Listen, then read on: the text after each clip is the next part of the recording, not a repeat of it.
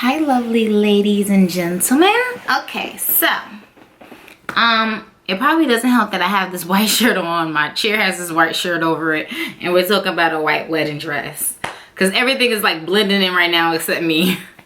Okay, so I know you guys are probably like, well, I know we just finished doing the materials for a wedding dress, and we finished looking at the buttons and how you dyed your mesh, but I'm here today with another wedding dress materials and thought process. So I know you probably want to know what's going on with the first wedding dress. Are you going to be able to see it? The final viewing of it and everything. But I had a discussion with my lovely bride, and we decided that we're gonna wait to post the full wedding dress tutorial because we want to get some good clips of her actually in the dress and some clips of her at her wedding and all of that kind of jazz. Her wedding is October 13th, so hopefully you won't be waiting too long. I'll have everything edited already. We're just gonna stick those clips in at the end when that's time, when that time comes. Okay, so however, I do have another wedding dress order. So we're going to start on this wedding dress order, and this bride's wedding is in November. So I'll discuss with her what she wants to happen, but again, I would rather have the clips of the wedding. Again, it's not too far. So we're going to be talking about the materials that I'm using for this wedding dress, and here is, my mannequin is really small. So again, it's not fully fitting on the mannequin. This is a size 8 mannequin. But here's the fabric we're using. This is the lining that's underneath. So I like to use a stretch lining because my top layer stretches. If my top layer didn't stretch, then I would not be pressed to use a stretch lining at all. My top layer is a stretch sequin lace fabric. Let's put some color so you can see some texture and some detail in there. See my hand going across. I'll insert a little picture of what the fabric actually looks like without a white lining underneath, so you guys can see the detailing because it's really gorgeous. We have some darts in here because she tried this dress on. She had her first fitting already. We did the lining first. We made sure that fit perfect, and then we added the overlay. And this dress has long sleeves, so the sleeves are not in there right now. And the back also has darts, and then we will be adding a zipper here. So this is our zipper opening right here. I'm going to bring this side down. We'll see, but I could bring the exterior up, but I could just bring the interior down. So this is what the back looks like. Some pretty decor here. Let's see if you get closer, you can see. So this is a sequin lace fabric. It's stretch sequin lace. So for the top front part, if you can see right here,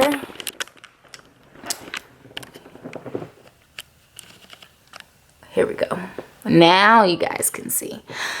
Okay, so for the top front part, if you can see right here, we will be adding some detail here because it's a little blank.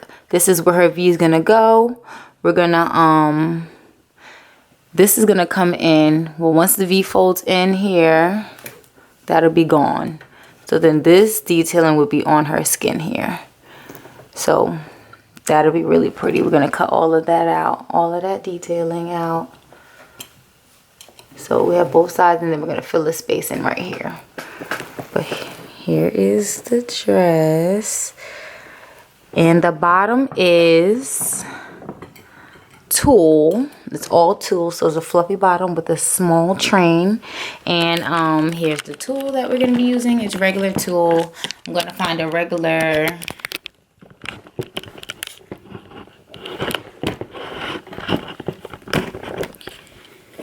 okay, so the bottom, again, the bottom is a fluffy bottom with tulle. So we're gonna be using regular tulle. The final video of this will be mainly on how I gather and I make my tulle bottoms, since the top of the dress is fairly done. The sleeves do not have lining. She wanted to be able to have her skin show through the sleeves. What else did I want to tell you? Well, here's the tulle. It's a regular tulle, and I get it think this is by 100 yards.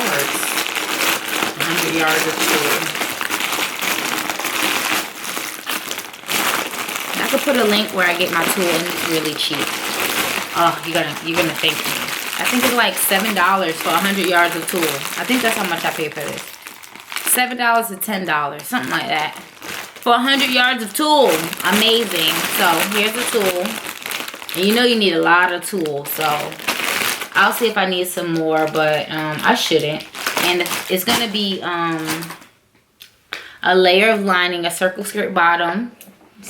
I'll use my circle skirt pattern. I use my skirt and my bodice pattern for this, and then I did the darts with her trying them on. So if you guys, I know a lot of you have been looking for the pattern package. I just sent the email out to everyone that has emailed within this last couple of weeks. So you should got a response about how much that pattern package costs, because you can really use it for almost anything. I just connected 2 different pieces, the bodice piece and the skirt piece, and now we have the dress, and I use the sleeve pattern as well. I'll be using the circle skirt pattern for the lining of the bottom, and then the main part of the dress is going to be the gathering of the tulle. So yeah, so this is what the actual dress looks like. I do have a visual of what I used to get this whole part together. So I had messed up my crazy story. I was sewing one day, and I was using my measuring tape, and I was cutting, and I ended up cutting 5 inches of my measuring tape off. So when I measured her, that's the only measuring tape that I could find at the time. So all her measurements were an extra 5 inches. And I was looking at the measurements like something is just not adding up. Like, because I measured her twice. I measured her in a few months ago, and then 3 months later I measured her again because she lost some weight. So I'm looking at the old measurements and the new measurements, and I'm like, she didn't lose weight, she gained 5 inches on everything. So then it came to me that, okay, I got to subtract 5 inches. So then I subtracted my 5 inches, and I got all my measurements. And then because the fabric stretched, these are all her measurements here.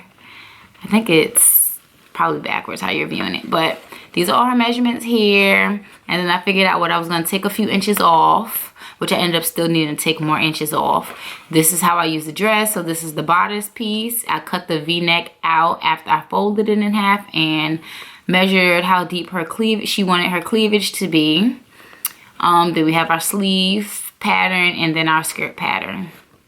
So that's what I used there. That's the back. So where the zipper is gonna go. I measured the length on how long her body was from her shoulders to her knee. So yeah, so that's my whole thought process on how I came up with the top part of her dress. So stay tuned, and hopefully next week I'll be posting about the bottom part of her dress. Thank you guys again for watching.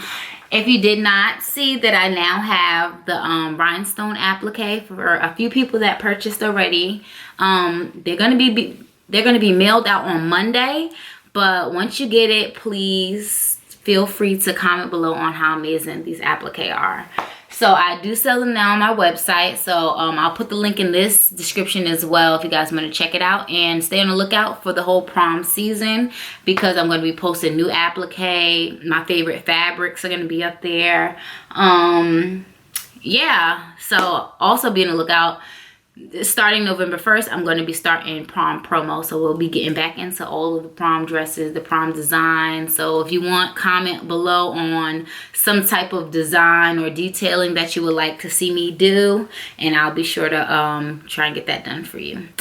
Please like, subscribe, comment, and I absolutely love you guys and all of the support that you've been giving to my channel. So thank you.